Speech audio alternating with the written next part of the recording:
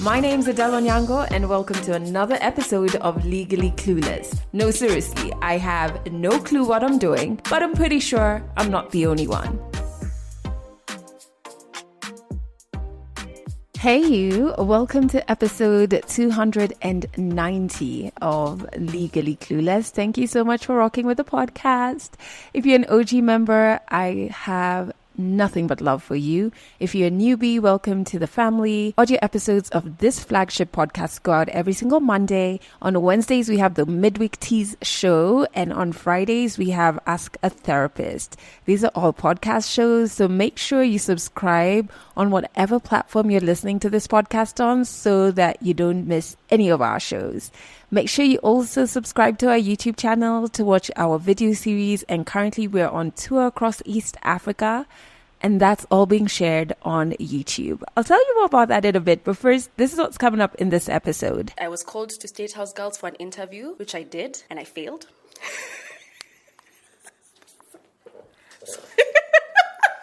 My parents were like, no, look at her results. She's got some good results here from one, and I think she has a lot of potential. Please give her a chance. So eventually I got accepted. One day we were busy just having lunch with my dad, and I just told him, like, I would really like to leave the country, but we can do it once I'm done with Form 4. And he said, you know, Fiona, I can help you. I can support you. You can leave. You can leave immediately. At that point, I was like, what?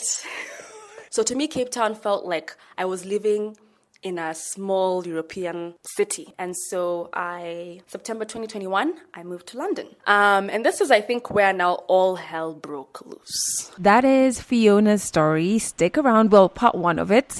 Stick around to hear all of that very interesting, inspiring story coming up. But before we get there, I did mention earlier that we are on tour across East Africa. Oh my goodness. Before even I get there, are you okay? Are you doing good? I'm checking in. Are you doing good? I am much better than I was last week.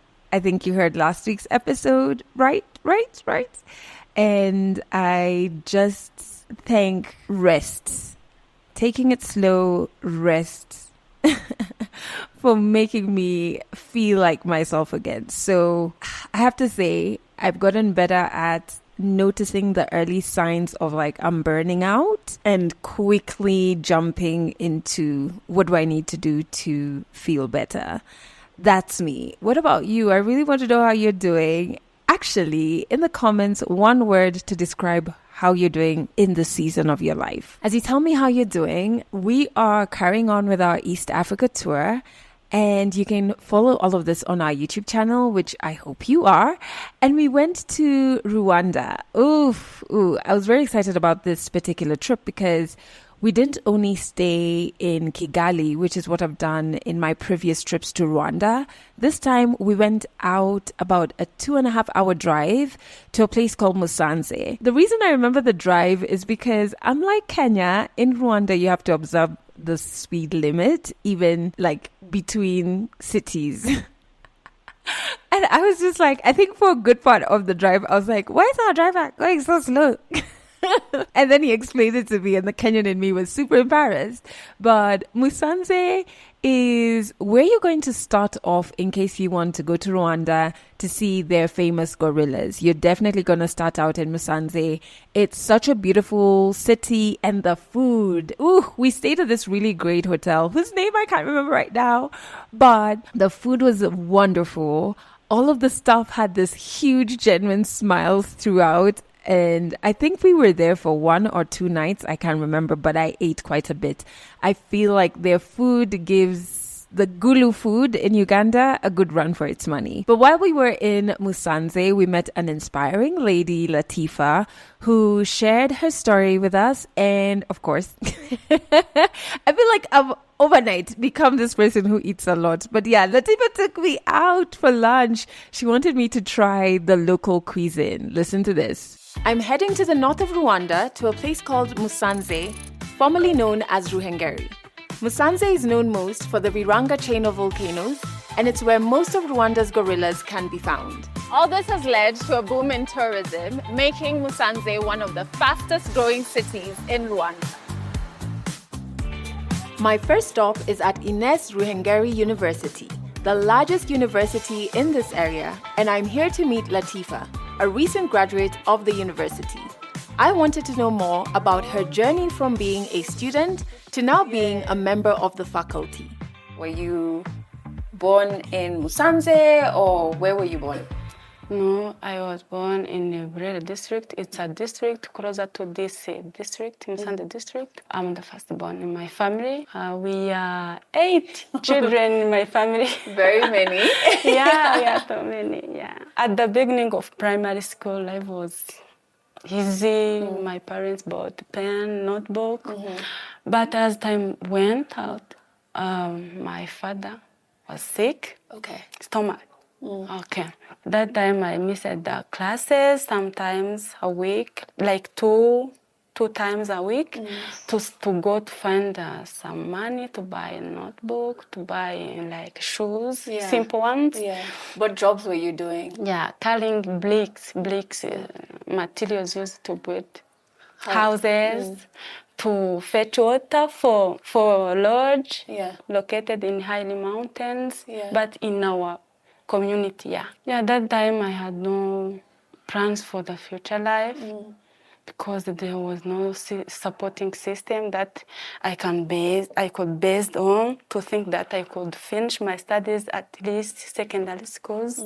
Once I passed the national examination for primary 6, I was very, very excited. I think everything is possible. I get a chance to get a boarding school. I went there with no money. The cost for term 1 was 70,000. That time, my father took a loan. He took a loan for 40,000. I went to school for the first time. I heard the news that FAO Rwanda, Mastercard Foundation, they are taking some students finished the ordinary level with socio-economic disadvantage. I said, no, let me do this. I don't know what will future bring. And do you remember where you were when you got the news that you got the scholarship? I was coming from Kigali. At the end of holidays. I called my parents. My parents say, oh, a person from FAO Rwanda, I don't remember well. A person from FAO Rwanda called me, tell me that your kid got chance to get a scholarship from FAO Rwanda and Mastercard Foundation. No need to go to buy a pen, no need to go to buy anything related to the school materials. We will cover all those things. Oh, my parents was very excited that time. I was in a car from Kigali to Musanze. I said, oh my God. It was very amazing. It was very, very excited news. I finished with the best grade that made me to join university. But stresses reduced because they gave me everything any student can get to study very well. Why did you pick those? Statistics. Oh, you've always wanted to go into statistics? Yeah, I want to get a PhD in statistics. Okay. And so you finish and you're the top student? Yeah. Wonderful. And the scholarship is still continuing into uni? Yeah. Okay. Continued into university for 4 years. And so when you came, what are some of the things you liked about university life? Studies? Yeah. Because I focused on studies because I always say that I don't want to die poor. I have to get the best grade at the end of university, undergraduate program. Another thing was mentorship from FAO Rwanda, where we have learned so many things, like writing CV, resume, how can you behave during interview, before interview, means interview preparation, during interview, time management. We have learned so many things from mentorship. Did you perform well? Yeah, I was the best performer I was the second performer in the whole campus, where I got 1 million as the best award for that praise. What? The first one and the second one, they get 1 million in the whole campus. Yeah. Congratulations. Thank you. That's a lot, you know? That's it no was easy feat. very, very exciting. Yeah. And so immediately afterwards, you got a job. After defending my dissertation, I defended my dissertation in August, but in September I was working here as tutorial assistant in my department. How did you get hired in the university? Oh How did God. that happen? Yeah. Okay, just as I had the recommendation that this girl finished her studies for 4 years. She's waiting for graduating. Let us appointing her as tutorial assistant. I was very speechless. I thought, oh my God, who am I to get this chance? Yeah. But I praise to God. I was very, very appreciating for Rwanda and MasterCard Foundation for that. And how is your family now? Did your dad get better? Yeah. Even now I'm constructing a big house for them because we were in small houses, small one. They're very excited. Oh my God. Even a girl can construct for us a house. Yeah. Because in our community, they think that a girl is a simple one. Yeah. If you have a girls in your family, they thought that nothing they can change. Yeah. They can't be change makers in our community. But right now, there is mind transformative in my community. Because you're seeing young women like you making changes. Changes. Keep in mind that nothing is impossible. If you work hard, if you work in your team and work hard, you will achieve more. You achieve more.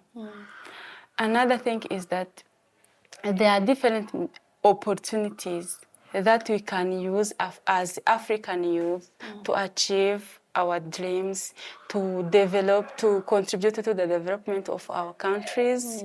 Be kind, courageous, so that we can achieve more. Yeah, because we are able. Nothing is impossible, and never give up. I've learned a lot from Latifa about how determination pays off. I wanted to see what else I can learn from her over a spot of lunch.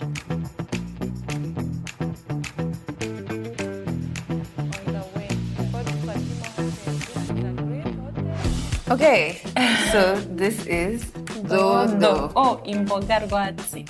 Imboga kwatsi. Rwatsi. Ugwatsi. Yeah. Okay. This is banana. Yeah. Peas. Yeah. Amashaza. Amashaza. Yeah. Amashaza. Oh, urunyogwe. Amashaza or Urunyogwe. burunyogwe. Burunyogwe. Urunyogwe. Yeah. Urunyogwe.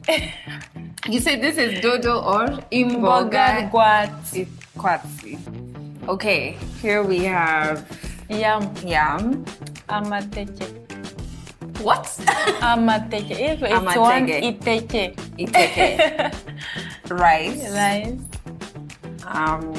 Chicken. Inyama y'ingoko. Inyama ingoko, which is meat chicken. Yeah. I think this is skuma wiki. Guma wiki. Scoop. In Kenya, you say guma wiki. Skuma. Oh. In your local language? Yeah, in Kiswahili. Okay. I heard you telling the waitress inyama, which means meat. Yeah. That's the same for Kiswahili. Okay. Nyama They say is meat. nyama. Yeah, so the names are what's different, but I feel like the way you're cooking them are very similar, which I think just speaks to like there's still very many similarities between different African countries and cultures, which is cool. So thank you for bringing me here for lunch. Thank you. So in the show notes, there's a link to the full episode. So make sure you go and check it out on our YouTube channel. We're about 7 episodes into our East Africa tour series, which means we have about 6 more to go. And yeah, we'd appreciate you checking it out. And speaking of appreciating people, very thankful to Mastercard Foundation for partnering with us on this tour and introducing us to these fantastic Africans who are just so inspiring. And I can't wait to see all the impact they're going to have in the future. Let's jump into 100 African stories. In this episode, this story, it's part 1 of Fiona's story that takes us from moving from Kenya to Capetown to Joburg to London. She was also on a tour like us. 100 African stories on Legally Clueless. Stories from Africa.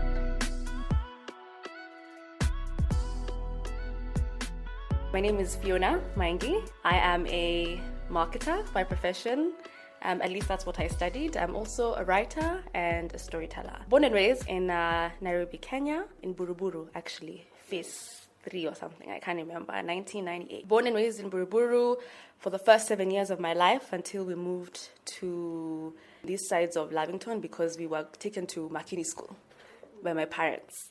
You know, Makini School back in the days was like, you know, one of the top performing schools in the country, KCSE.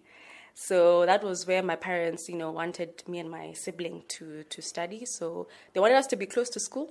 So we moved to Lavington. I went to Makini from class 1 to class 8. And guys, I'm not going to lie. Growing up, I hated school. I was not a fan of school. And maybe it was the school I went to, not to throw shade on Makini, but I wouldn't have considered myself a top performer as well. I used to be below average performance-wise. Academically, I was below average. And so I remember when I finished my KCPE, I didn't pass really well. Enough to go to like provisional schools or national schools, which unlike my sister who went to Bush,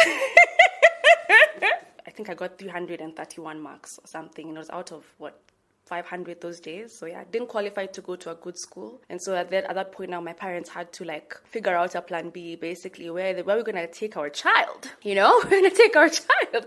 After searching for schools, we used to go school to school, you know, hoping that they would take me, you know, because, you know, before you could, if you had connections or if you knew somebody or if you finessed the system, you could get into a school. That didn't work. So I ended up going to a school in Kitengela called New Light Girls Senior School. It was a private school. They accepted me and I started Form 1 there. After 2 terms, my parents were like, nah, this isn't working out.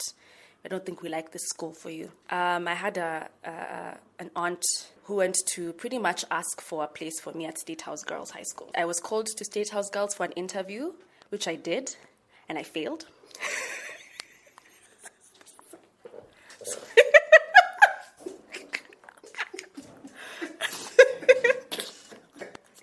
That's funny. And I failed. We literally just had to like beg them.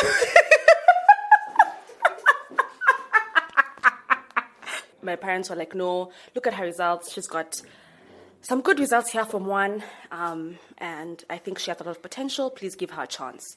So eventually I got accepted into State House Girls. That was from 1 third term. So I started at State House Girls and I hated it.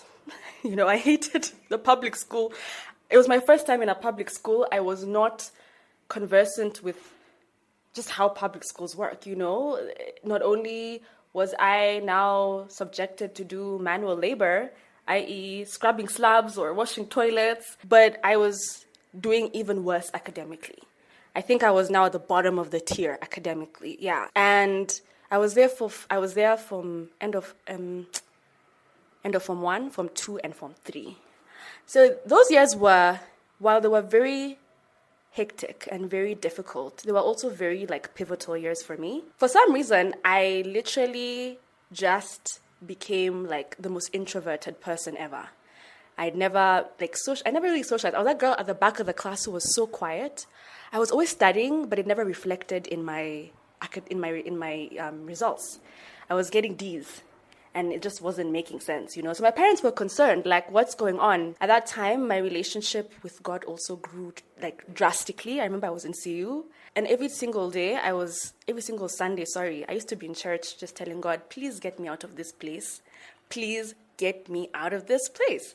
And I continued Form 2, Form 3, now my parents were getting worried because they were like, okay, she's going to Form 4 next year and her grades are bad. So that means that, it's likely that KCSE is going to be a flop. And then now we're going to have to, it's going to be difficult trying to navigate what to do after that. Luckily, my parents have always been very much of the idea of us leaving the country to go study in other countries.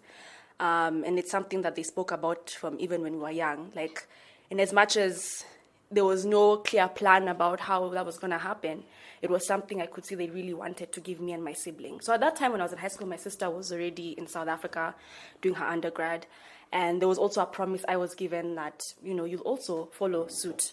So I knew at some point I was going to leave the country, but I didn't know. I knew it was going to be after high school. So, I used to just pray about it. I used to tell God, at this rate, I'm doing the best that I can. It's not reflecting. I'm scared that KCSE is going to come. I'm going to flop. I'm trying to do my best, but also it's just not working out. So one day we were busy just having lunch with my dad, and I just told him, like, I would really like to, leave the country. I'd like to leave the country, but we can do it once I'm done with Form 4. And he said, Fiona, I can help you. I can support you. You can leave. You can leave immediately. At that point, I was like, what? What? So he basically just told me, okay, find a school, find a high school, and then we can discuss. And so after that, I went on the internet, I looked for schools. At this point, it was Capetown because that's where my sister was initially, so that's where I was going to follow suit. I found 2 schools, applied to one of them. They rejected me because my grades were that bad. And then I found another school and they said, fine, we can accept you, but you're going to have to go a grade behind. I said, you know what, I'm willing to take that. I'm willing to just start afresh and see if, I'll perform better. Basically applied and got it going. My parents supported me. I got the visa, and the following year, January, when I was supposed to be going back to finish my final year of high school, I now flew to Capetown to pretty much start my whole life afresh. I moved a year back, so that means I was in grade 11. Then I had grade 12 to do, and then now uni. So I moved to Capetown. Here I was, new city. I don't know anyone. My sister had already left, so I was navigating it on my own. I went to a pretty good high school. It was very different from what I was used to. I had never seen anything like that, like it was not your traditional high school. We didn't wear things like uniform. We had our laptops. We had all of those things. So it was absolutely nothing like State House girls. It was just so interesting because now I was in a very diverse environment. My friends were from the southern part of Africa, from Namibia, from Angola, from Mozambique. It was so crazy. It was just, the jump for me was so unreal. I was like, I was in State House a few months ago. Now I'm in Capetown.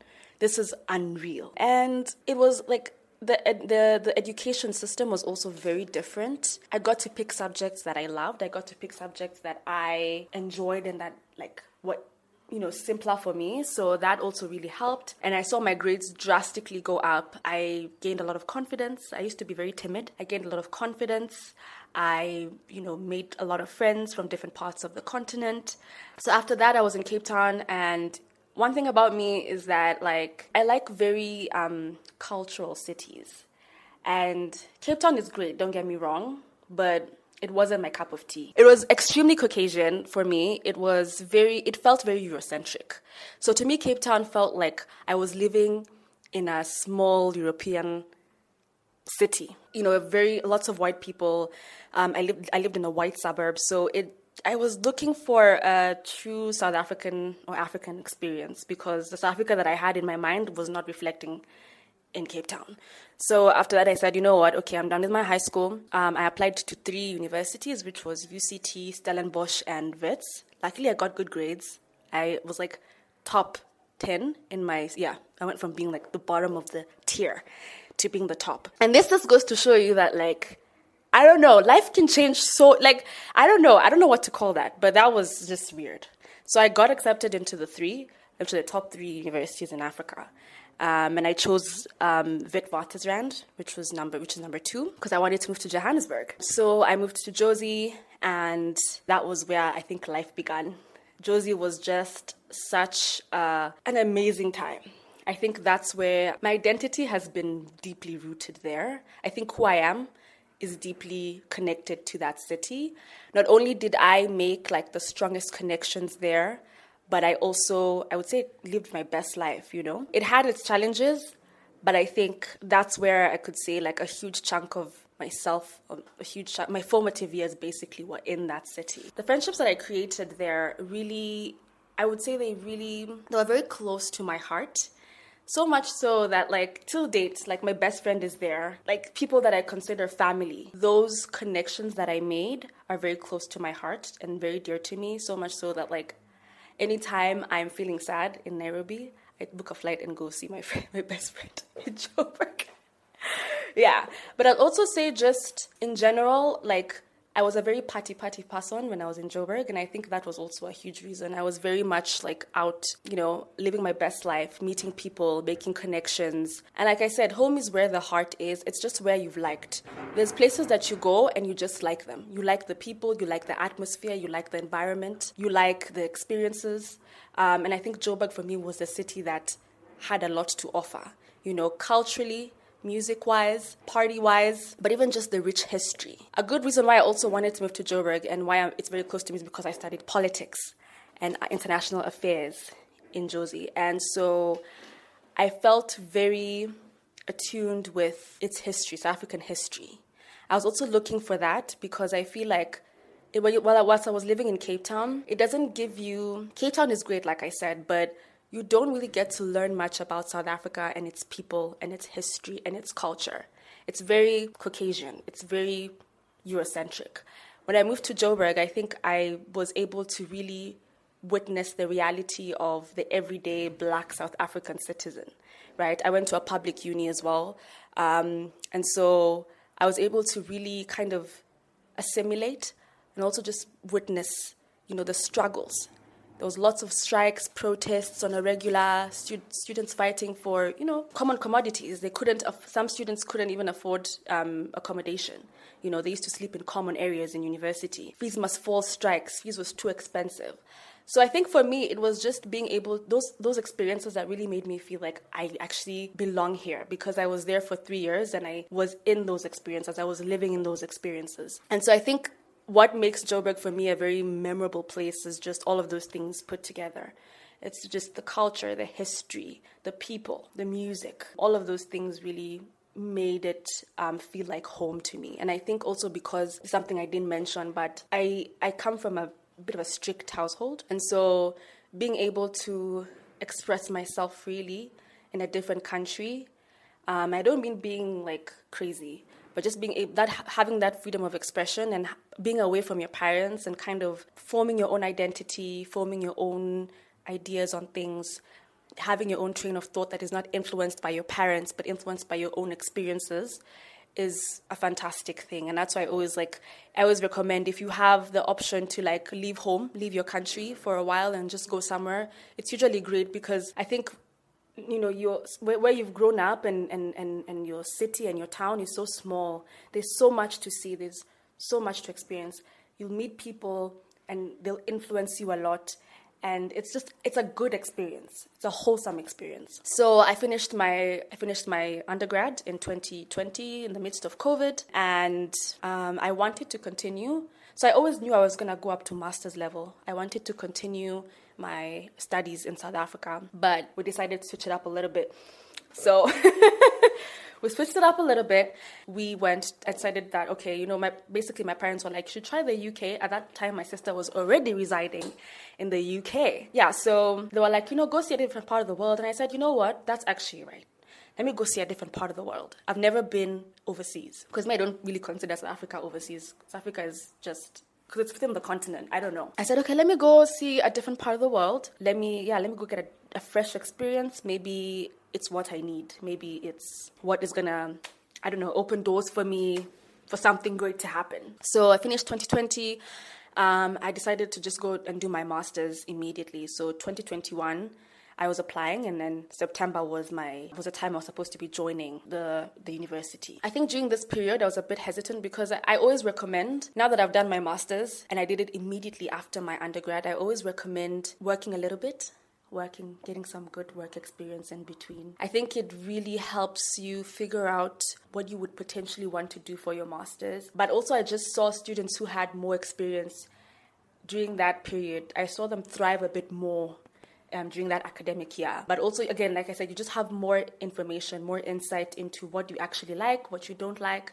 Because I think for me, I went from international affairs and politics to marketing. It was mostly guided by the fact that with a degree like politics and IR, and to be honest, you are not likely to get a job unless you have connections in government spaces, unless you know people in organizations like UN. But if you don't know anyone, if you don't have sound connections, that degree is purely for your knowledge. Like, it's purely for your knowledge. It's purely for you. It's not a degree that's very marketable. It's not a degree that has lots of job opportunities. So I always say, like, also in hindsight, like, if I went back, I would maybe do some things a little bit different in terms of what I studied. But at that point, that's what I wanted. So I did it. So now I was like, you know what? I need something more marketable. I need something that's more futuristic, something that has more opportunities, that's more diverse. And so I was like, okay, let me go do marketing. So I applied. I got into a university in London called Royal Holloway. And so September 2021, I moved to London. And this is, I think, where now all hell broke loose. I think before moving to London, luckily my sister had already managed my expectations for me. But of course, when you are moving into a different country, especially when you're moving to the West, you definitely have sort of a vision of what you would like to achieve, what you want to achieve, your goals, expectations. Was I excited? Not really, but I was looking forward to the experience. I knew that, you know, job opportunities are plenty, but I also knew that I'm limited to a student visa, which can't really help me so much, except for my studies, right? In terms of getting job opportunities and all of that stuff, a student visa is not helpful, especially in the UK. So I knew like there was a possibility that at the end of the year, I would be back. So I moved to the UK. I got there in the midst of COVID. So at that time, I remember we used to have to quarantine at a hotel for 14 days before we could be let out, which was very chaotic.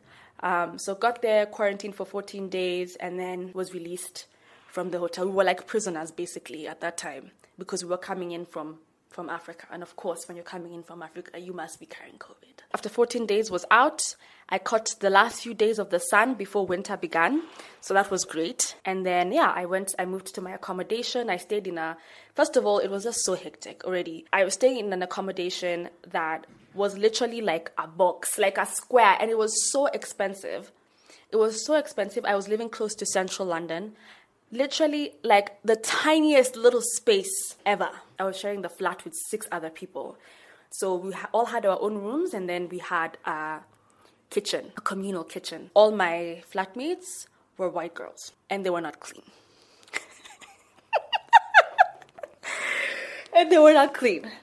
So already not a very great start, but here we go. Here we are. So now this was me trying to navigate. Of course, it's very different for me. I'm used to being around people of my color. I'm used to being around people who, even if are not Kenyan, are similar to me in some way. And here I am now. This is absolutely foreign to me. I have never lived outside of Africa. So let's go, here we are. So already I'm in London, and of course, London is a big city. I'm learning how to navigate the train system. I'm learning how to navigate how things work. Of course, it's a lot more advanced technologically, and of course, systems work. That's a great thing. Things are a bit seamless, but that's about it. In terms of if I'm to ever say anything nice about the place, I would say it's that things work, nice things. Clean, systems work. The government actually works for the people, right? Something that doesn't happen here, sadly. I start school, and in my class, it's maybe like 90%, maybe like 80% Asian, 10% white, then the remainder is black people. That was also it was interesting because, again, I'm used to being in a classroom full of black people, more black people than other races. So it was interesting, but of course, at university, it's a great experience. Everyone is treated the same. However, something I've not mentioned, I'm going to go back to, is that, so my campus, the way it was situated was that my campus was actually based outside of London, But because of the course I was taking, there was a small London campus for people who were taking specific courses, because London is the hub of like the UK, right? That's where like all the big, companies sit most times. So it's nice to have people who are doing certain courses in London because they have access to certain organizations or certain resources or certain things. So that's why I was situated in London. And before I moved to London, I had a few people warn me and tell me, don't go to London. It's not a very student-friendly city. It's expensive. It's more expensive than, outside of London. So I had a few people warn me, but I was just like, you know what? I am a city girl. So I'm going to go to London because I'm a city girl. And, upon getting to London, I think it was such a shock for me because this was not anything like being in a city like Nairobi or being in a city like Capetown or even Joburg. This was completely different. First thing I noticed when I got to the UK, people are just angry. People are angry. People are just not friendly. In my opinion, I feel like everyone is just mad at the weather. Everyone's just angry. Everyone's in a hurry. People are mean. If you make a slight, like I remember in the train stations, you always had to keep, like in the escalators, you always had to keep left. If you didn't keep left, somebody would literally curse at you, literally say a curse word at you or something because you've just made a slight mistake or you've forgotten to keep left. You know what I mean? Like little things like that. And in an African context, like I wouldn't say Africans are the most kindest people ever, but I do think that we're very friendly people in general. And I think that was just very weird for me to see how people are just not that friendly, right? And everyone just seems angry. I don't know why they're angry, but everyone seems angry. So just started navigating the space, started trying to make new friends, which I really struggled to do because I'm naturally introverted. So I really do struggle to make friends. Like if I'm not in an environment that's enabling, then it's hard for me to make friends. Of course, I had my flatmates, but imagine if we just didn't click like that. Like, we just didn't click with the girlies. We didn't click like that. So, yeah. So that was the first struggle, making friends. And I think something that I also noticed is I made a couple of friends who were, guys, I might bash the West a little bit, but I made a couple of friends who were African Brit. So they were British, Nigerian, so from African origin, but born and raised or just raised in Britain. I remember the first couple of friends I made, and I remember so it's something I experienced immediately I got to the UK with people, and that was something called inferiority complex. People, especially the Black Brits, tend to think that they're superior than Africans who are coming from Africa. So they tend to think that they are superior in the sense that they're kind of condescending, right? They'll do things or say things to insinuate that they're better than you, or that they know more than you because they have an accent, or because they have access to, they have that privilege of being in the UK, and you coming in as an African, they're looking at you like, yeah. So I remember like having an issue with, certain individuals because there were remarks that would be made, little subtle things that would be made to insinuate that, you're from Africa, or do you have this in Africa?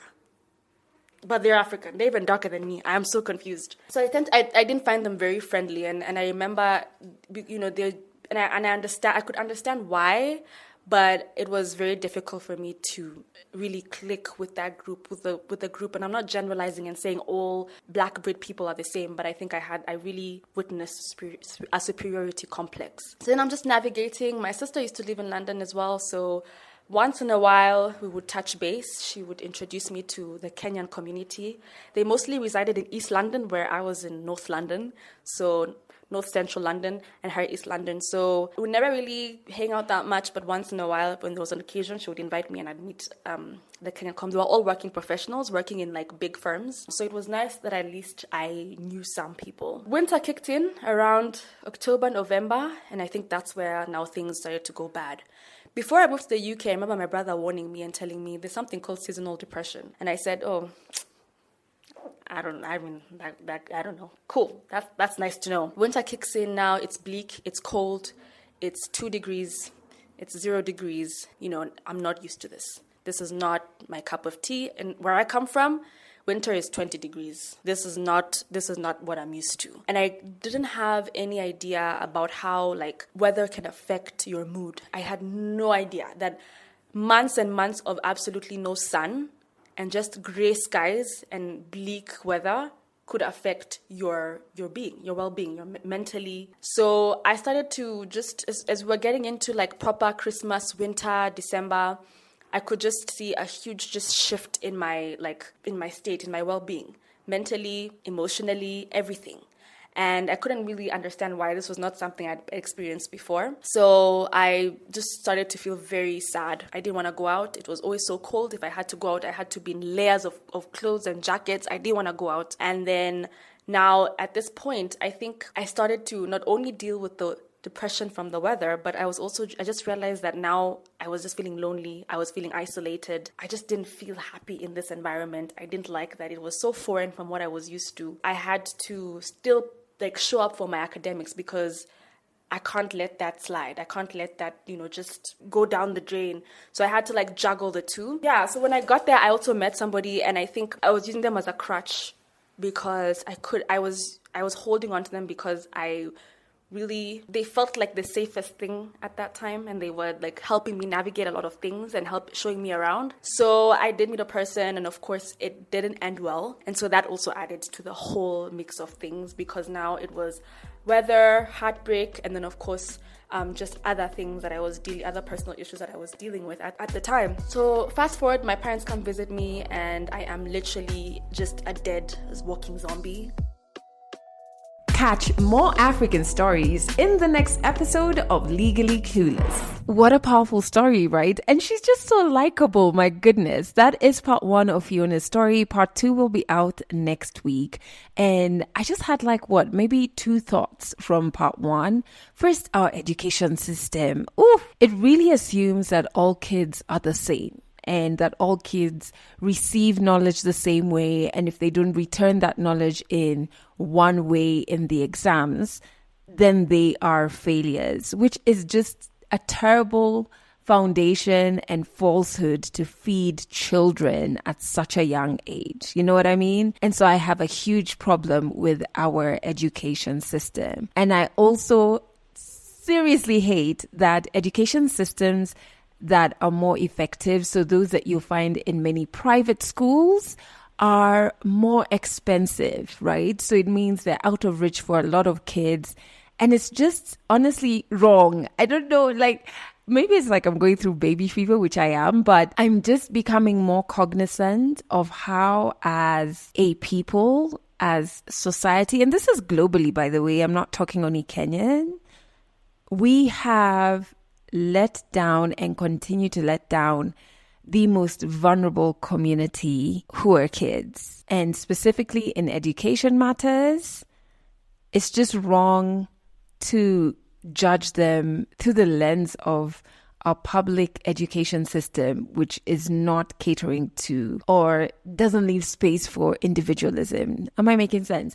I think it reminds me of this quote that says, if you judge, you put a monkey and a fish in a race, and the race is who can climb a tree faster. If you judge the fish for being unable to climb the tree and call it a failure, that's a falsehood. I feel that's what our public education system does to kids. The other thing is, Fiona's story really reminded me of a lot of what I experienced when I was younger. I moved to Botswana when I was 11 or 12 years old.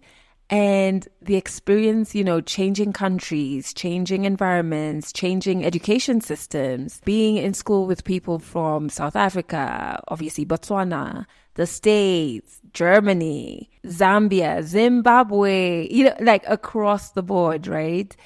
Just expanded my worldview in ways that allow me to do what I'm doing now, and I think a lot of me being not a dreamer, but knowing anything I dream is possible is because at such a young age, my mind was expanded to realities beyond mine.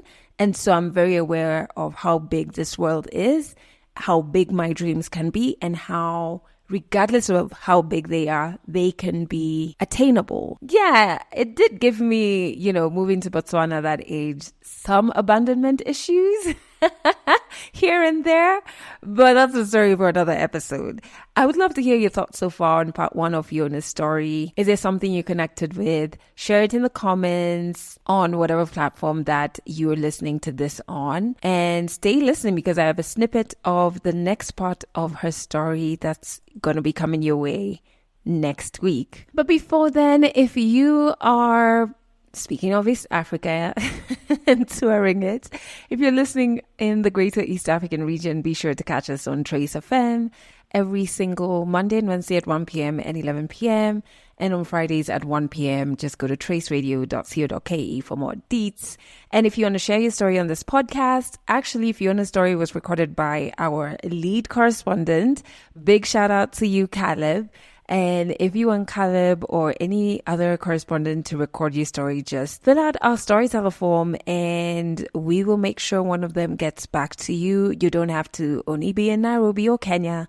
Wherever you are in the world, you're African, you've got a story, we want to hear it because it's valid. Lastly, if you enjoyed this episode, which I'm pretty sure you did, and like I've decided, give us a 5-star rating and don't forget to share it with your people. I'm going to leave you with what's coming up in part 2 of Fiona's story that's going to be out in episode 291 next Monday. Now I'm in this journey of just like still trying. I'm trying to apply to your big tech companies. I'm landing interviews. I'm being ghosted by interviewers. Yeah, I'm being ghosted. And this has been the trajectory from then till now. When it comes to unemployment, especially when you're educated, it's something I struggle with a lot. It's really affected like my self-esteem. It's made me feel inadequate. It's made me feel like, why did I go through all of that if this is the current situation that I'm dealing with? Did I make the right decision coming back home? And as much as I was miserable on the other side, was this the better decision? Because obviously you also know the current state of unemployment in Kenya. That's it for this episode of Legally Clueless. You can share this podcast with your friends. You can keep it for yourself. I'm not judging. Just make sure you're here next week for the next episode.